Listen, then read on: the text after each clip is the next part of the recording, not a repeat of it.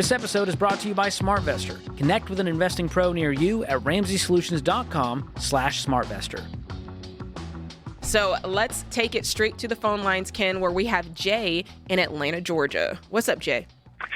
So my wife and I are debt-free other than our home, and recently my grandmother passed and left us a small inheritance. It was about, after taxes, roughly $70,000. Her wishes were that she wanted to leave her legacy with it going towards our children's education.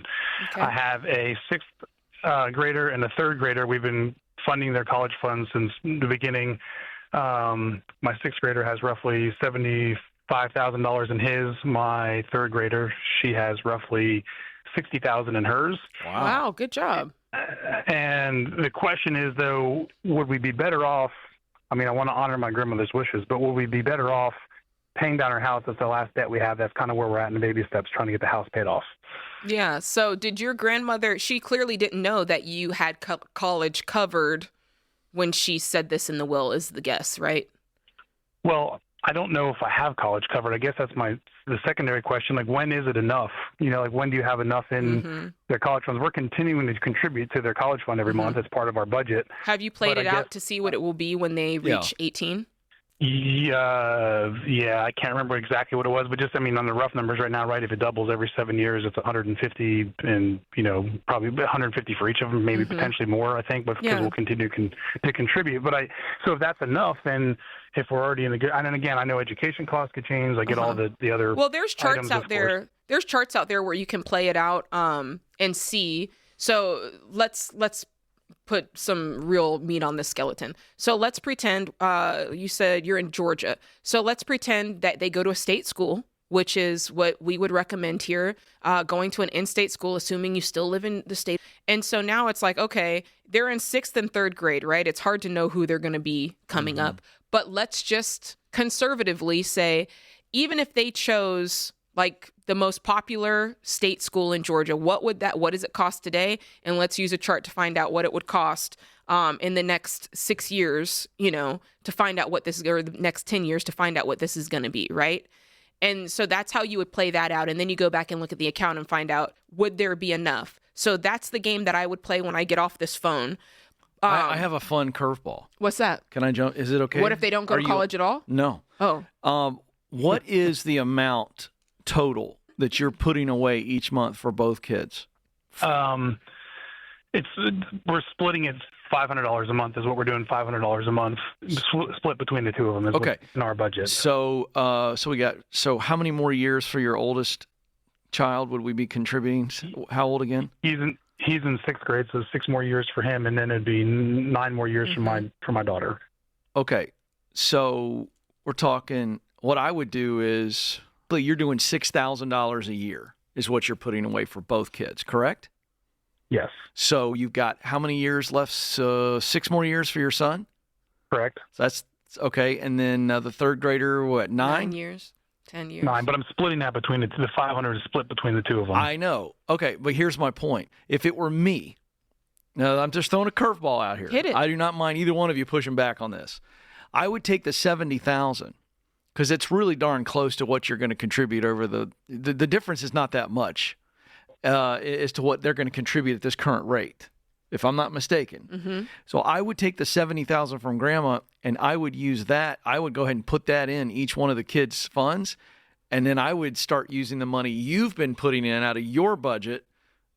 And I would just start moving down the baby steps from there. That's what I would do. Because I think it's going to come out. $500 a month extra to the house. Yeah. Yeah, because I think that then you're honoring grandma's request and you're creating it's still cash flow. It's still the same. I mean, it's 6 of one, half dozen of another, but you're honoring grandma. Yeah, by taking that 60,000. But go ahead and put it in now. So go ahead and put the 70 in now. Yeah. And you're going to get the greater investment return on that. You see what I'm saying? Yeah, and because then it's a chunk. From day one, let's say you put the 70 in now, then you guys start taking that $500 a month and you start using it towards paying off the house. That's what I would do. And that way I'm honoring grandmother. I'm getting the benefit of that investment by getting that 70 in now and early, as opposed to 6,000, 6,000, Yeah, 6,000. you're right, Makes Ken. sense? That's what I would do. I'm not opposed to that. It makes sense. My question then is, you're afraid you're going to leave yourself short. Is it enough still? I guess that goes back to the calculator question. It does, but I would also say I'm channeling Dave right now. If Dave Ramsey, when he'd go, what you have is going to be enough. Yeah, because you set the budget, my friend, and what you have is the budget. And the kids go, this is what we have. And so if each of them have 150, I feel pretty confident they're going to be able to get educated. Yes. Okay. Thank you very much. Yeah, that's a good But question. they don't have an unlimited number. They don't go, well, Dad, I want to go to Harvard, and it's $80,000 a year. You can go tough cookies. Or you tell them to figure out where is it coming from. The hope is if they went to grad school, then there'd be enough, to carry on to a graduate degree afterwards or something. If you could continue to fund it more. Okay, then again, you can choose to keep doing the $6,000. Yeah, you per can. year. And then you're doing both. You're doing what Grandma said, and you're adding extra to it. But it does lead into another question, Jay and Ken, that I think is worth talking about, which is when it comes to school, college, grad school, higher ed, whatever, going to get training.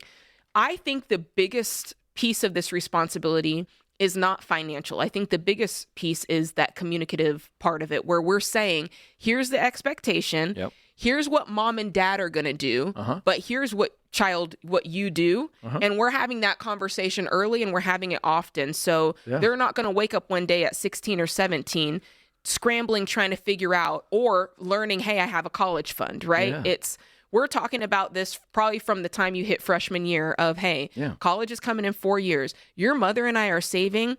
We don't know what school you're going to end up with, but just know if there's a deficit, you're going to be on the line for it. That's right. And even if there's not, you're applying for scholarships. Yeah. I expect, depending, there's going to be some work aspects on your end. And so really clearly setting that guideline, I think is the most important part. I think Ken. so. And so just a quick review here. I'd put the 35 in each kid's account today. 35 here, 35 there. Yes. And I talk with your SmartVestor Pro, the person you're using, and go, let's play this out. Let's do our best calculator guess or amortize this, whatever you want to call it.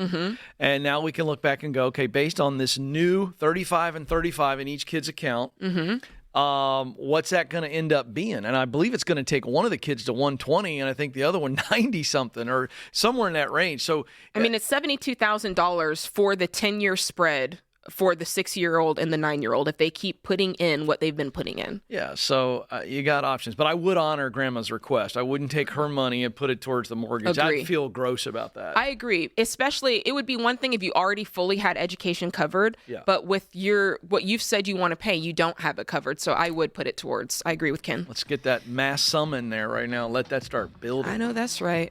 And, yeah, you're right, Ken. Yes. Wow, somebody write it down. Ken is right. I need to call my wife and daughter immediately and tell them. Hang on, I'll be wrong later. Thanks for tuning in to Ramsey Everyday Millionaires. Need help with your investments? Connect with a SmartVestor Pro at ramseysolutions.com/smartvestor or click the link in the show notes. Ramsey Solutions is a paid non-client promoter of participating pros. Learn more at ramseysolutions.com/smartvestor.